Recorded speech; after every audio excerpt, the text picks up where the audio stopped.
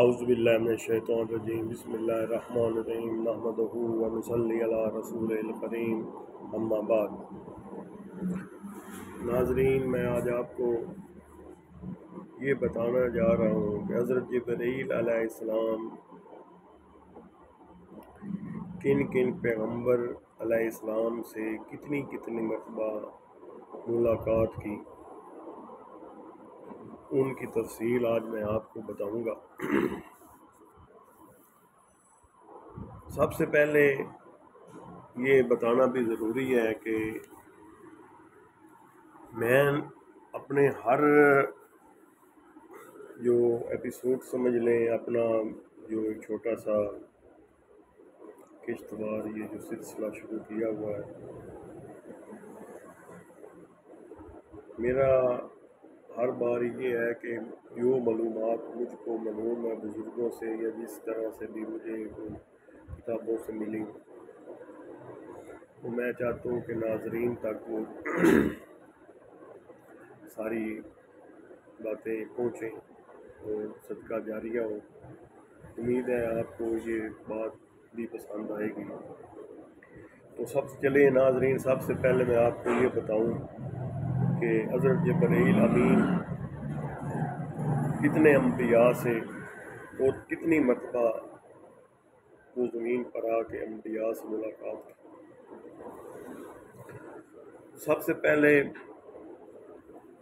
زمین پر آ کر حضرت آدم علیہ السلام سے ملاقات 12 مرتبہ فرمائی۔ اس کے بعد حضرت ادریس علیہ السلام کے ساتھ زمین پر 4 مرتبہ ملاقات فرمائی۔